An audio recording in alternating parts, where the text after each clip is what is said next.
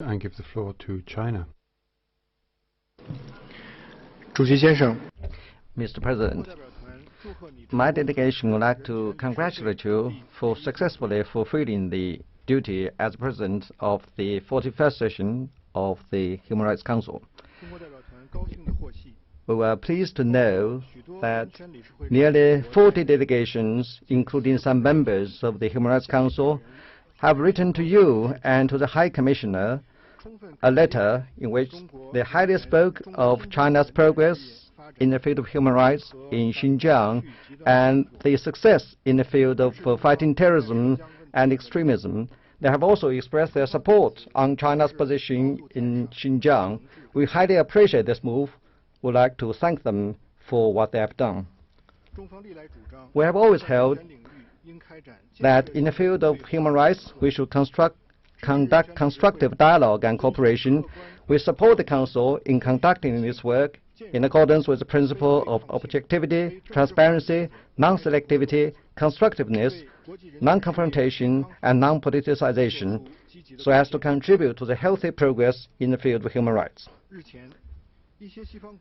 Recently, a few Western countries, driven by a political agenda, have written to you and to the High Commissioner in which they distorted reality on the ground in Xinjiang and made unfounded allegations against the measures taken by Xinjiang against terrorism and extremism.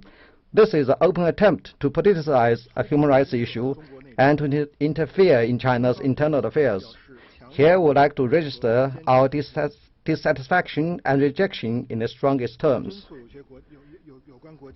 We would like to urge those countries to respect facts on the ground, discard their prejudices, and abide by the principles and purposes of the UN Charter, and stop politicizing human rights issues or using Xinjiang as a pretext to interfere in China's internal affairs. We have repeatedly stressed that what is going on in Xinjiang is entirely an internal affair of China, and it involves China's sovereignty, security, and territorial integrity.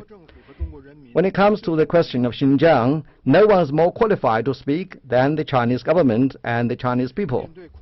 In the face of mounting threats of terrorism and extremism, the Xinjiang Uyghur Autonomous Region has taken a series of measures, including setting up vocational training centers, which have greatly improved the security situation and guarantee the basic human rights of all ethnic groups in Xinjiang.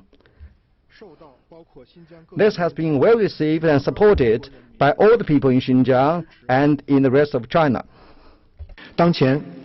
At present, Xinjiang enjoys ethnic unity, prosperity, and social harmony. There has not been a single terror incident over the past 3 years. People now feel more secure and contented. China has invited several branches of diplomats, media officials, and experts to visit Xinjiang, including those who have written to you. After their visits, they have all said that what they have seen in Xinjiang is totally different from what is reported in the Western media.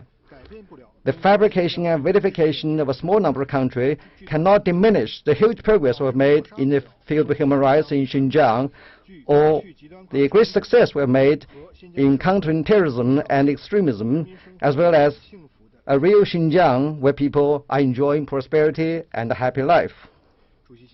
Mr. President, I would like to welcome anyone who cherishes the principle of objectivity and impartiality to go and visit Xinjiang, to see for yourself the progress and prosperity, and to feel the hospitality of the Xinjiang people.